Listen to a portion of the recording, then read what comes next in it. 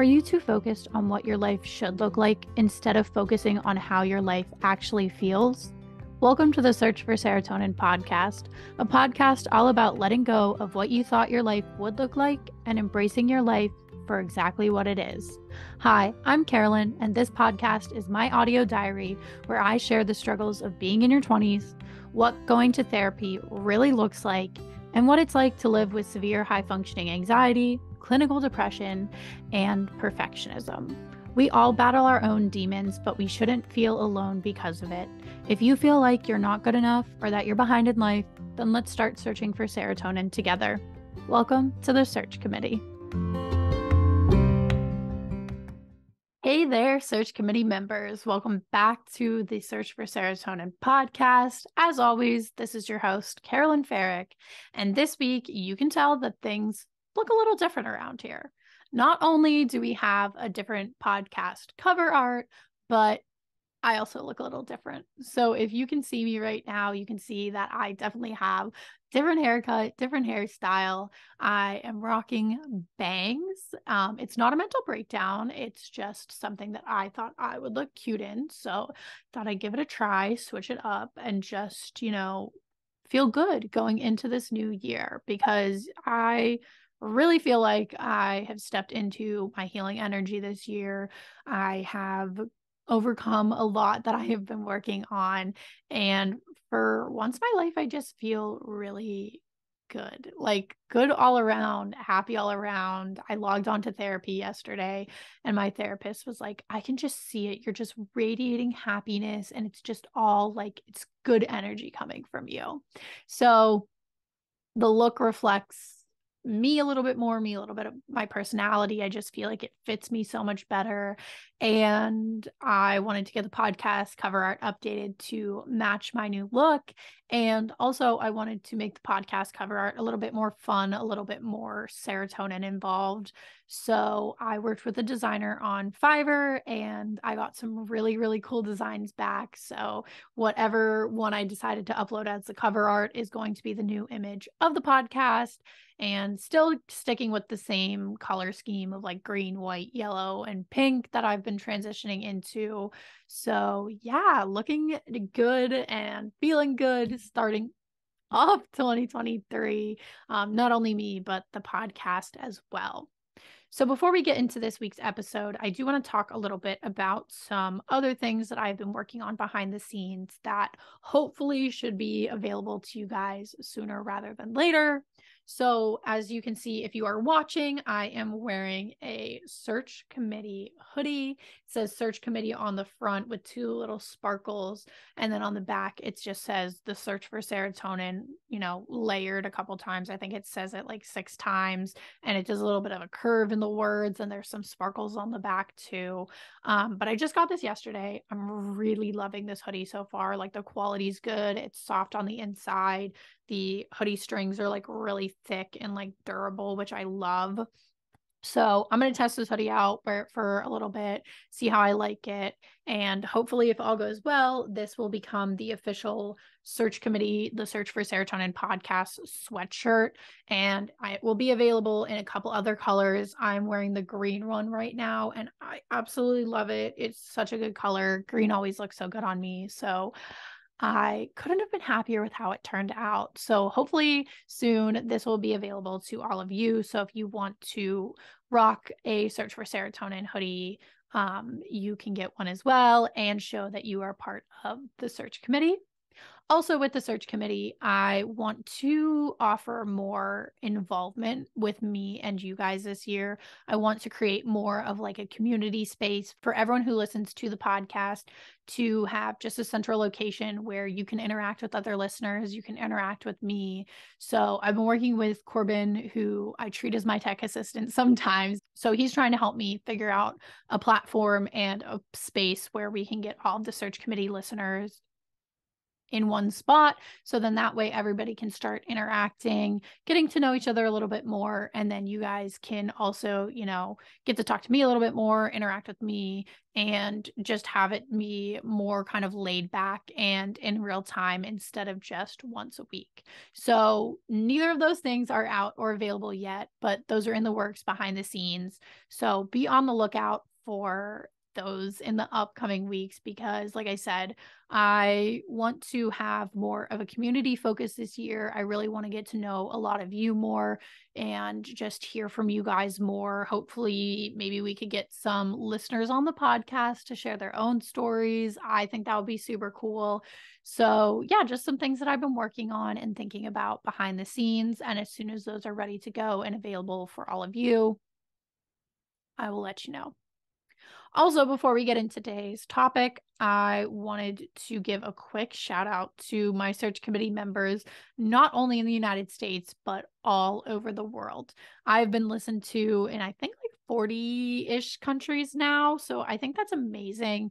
And this week I was looking at my stats of where everybody is located listener-wise. So I just wanted to give a couple quick shout outs to some of my top listened locations. So obviously I'm from Pennsylvania. I have a lot of listeners in Pennsylvania. So shout out to all of my PA listeners, shout out to all of my California listeners, and shout out to all of my New York listeners. Outside of the US, we have a big listening population in Ontario, Canada. So thank you, Ontario listeners. I appreciate you guys for being a part of the search committee. Shout out France to all of my French listeners out there. I'm not going to try and pronounce these cities because I don't want to disrespect the pronunciation. I definitely will not say them correctly. But shout out to all of my French listeners. And then last but not least, quick shout out to England and the UK.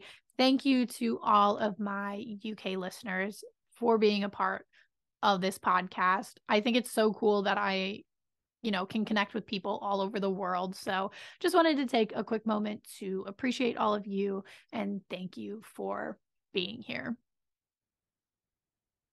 So at the beginning of this episode, like I said, I feel like I've really stepped into my healing energy this year. I just feel different. I feel good. Like I said, my therapist said, I radiate this happy, energy about me. And I like where I'm at right now. But at the beginning of this year, I wasn't in as good of a spot as I am in right now. So at the beginning of the year, I was going through some changes because I actually got my birth control switched at the end of the year. I got my hormonal birth control taken out and my non-hormonal birth control put in. So for like a week or two, I was very emotional, very insecure. I had a lot of stuff come up from the past, all of these feelings and emotions that were just kind of foreign to me almost. Like I haven't felt them in so long. I haven't like dealt with them in a while.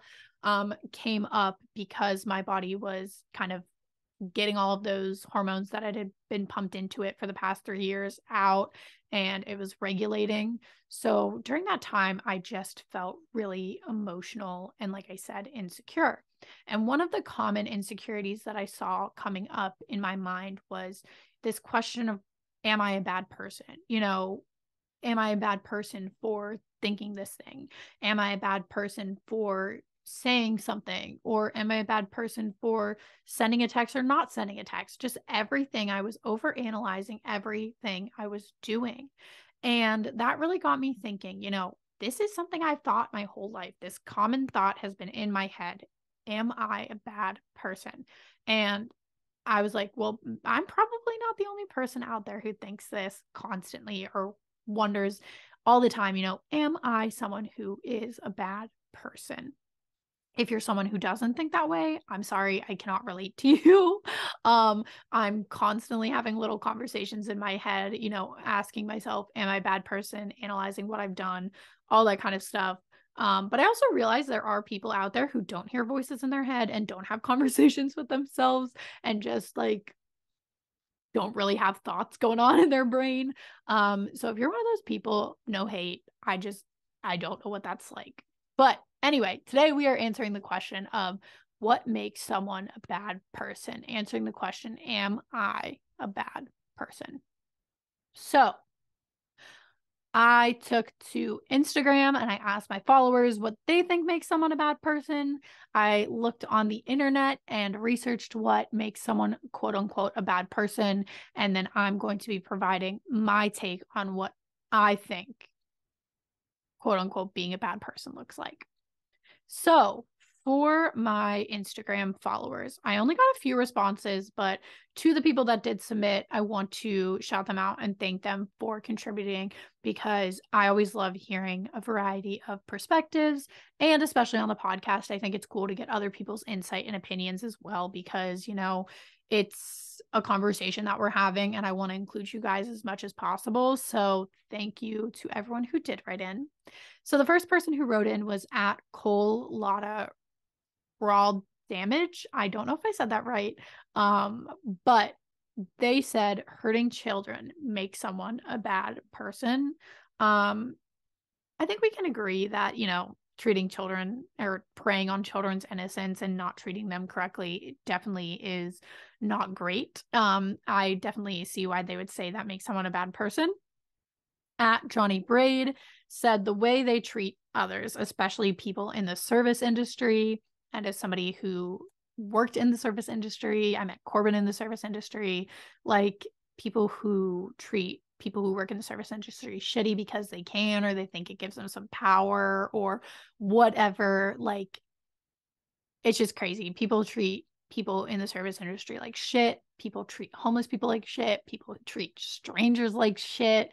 And so, you know, if that's something that you actively go out of your way to do, yeah, I agree with Johnny. Doesn't make you a great person. At Baby Pancakes 97 said people who refuse to work on their issues that cause others pain when they know they are the problem. This one's interesting because this one kind of made me think, you know, we never know what other people are going through. So, you know, if someone is hurt and they're doing their actions that are hurting people around them and they, you know that it's hurting people around them, sometimes it's not as simple as, you know, fixing it. Sometimes it's deeper than that. So, yes, I can agree that from where Baby Pancakes is saying, you know, if they're know that they're the problem and they don't want to admit they're the problem and they don't change their ways, that to some people can be viewed as a bad person. But it's not always as cut and dry and as simple as sometimes we think it might be. And the last response I had written in was by at Hypnosis with Rachel, who I actually had on the podcast last year. She talked about hypnotherapy and how it helps people with depression and anxiety and things like that. She wrote in and she said, bad choices, not bad people.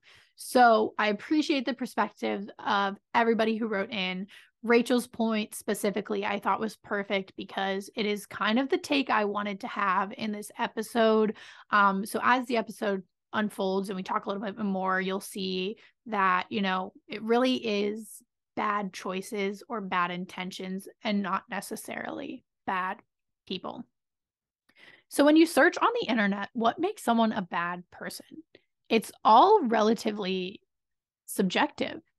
And the first thing that comes up, you know, it says someone could define someone as a quote unquote bad person if they engage in harmful or destructive behaviors, or, you know, if you don't care about others, or if you always play the victim or things like that.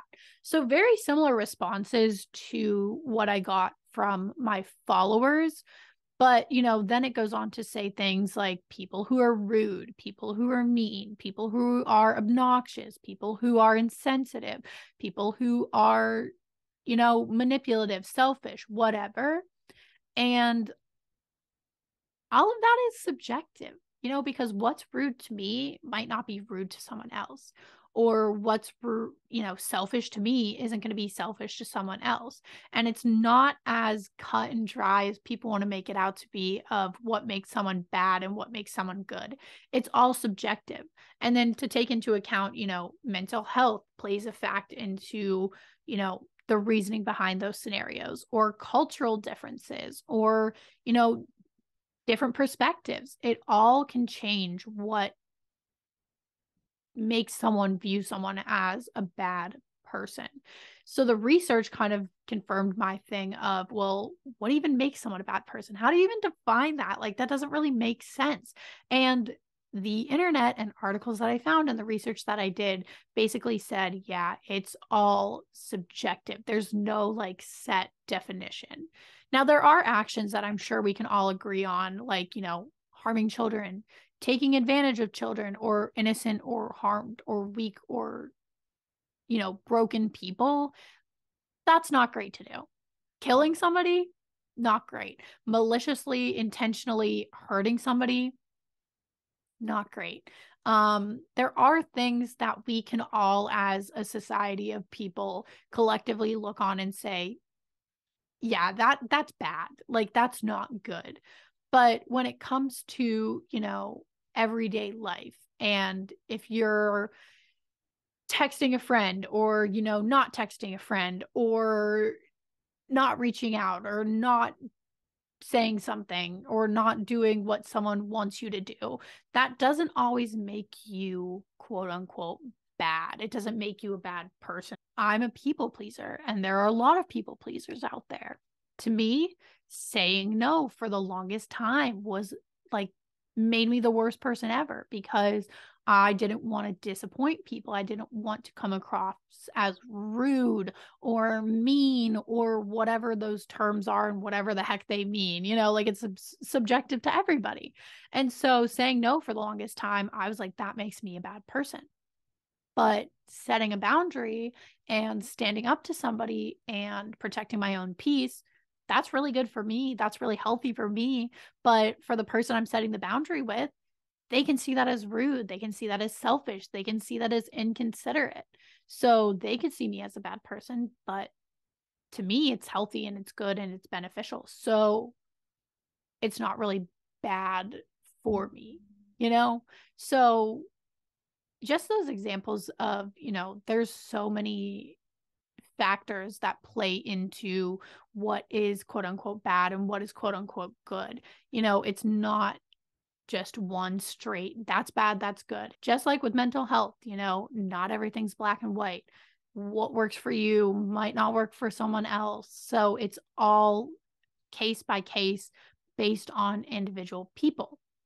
And as somebody who, has a personality disorder and gets caught up in my head a lot and questions everything, I spend so much time letting the thought of being a bad person consume me, when in reality, being a bad person doesn't really exist. Like, yes, hear me out. Yes, bad actions, bad intentions, bad moments, bad days, bad weeks, bad years, they exist. Those things are very real. But overall, being a bad person, like, is very hard to achieve. Yes, I feel like there are bad people in the world, like, Hitler, serial killers, mass murderers, like those kinds of people, bad people, because they've deliberately, intentionally, and repeatedly harmed people or discriminated against people or whatever it may be. But I think it takes a lot of repeated and intentional and deceitful action to constitute as a bad person. You setting a boundary and protecting your peace and getting help for yourself doesn't make you a bad person. The little trivial things that we as people say, well, that makes me a bad person, don't really add up in a way that some of the other actions do. So I think it's all just coming down to finding a better way of looking at things, describing things, and just being really intentional with what wording we use, because being bad is a part of being human. Nobody's perfect. Nobody is happy all the time. Being rude or being angry or being mean can all be a result of natural human emotions. And we're allowed to have emotions. We're allowed to have feelings. We're allowed to have ups and downs in life. Having ups and downs and bad moments or hard times doesn't make you bad. It makes you you. It makes you human. It makes you someone who is real. And I've done things in my life that are bad, that I'm not proud of, that aren't very nice, that I've known have hurt people, that I know, have come from bad intentions. But those things don't define me. There's so much other stuff in my life that I have done that is quote unquote good, that I am more known for, like just because you have bad days, you have bad moments, you have bad intentions sometimes, it's what you do after those situations. Do you take accountability? Do you acknowledge the part that you played in the bad situation? Do you own up to your bad intentions or your selfishness or your, whatever it may be? Do you try and grow from that? Do you really look at it and say, well, what can I learn from this? How can I do better next time? So I think it's important to remember that being bad is subjective and it's part of being human. No one's going to be flawless all the time. It's going to happen. But taking accountability, acknowledging the part you play in it, and trying to learn and do better and try and be better, not only for the others around you, but for yourself, has a big part in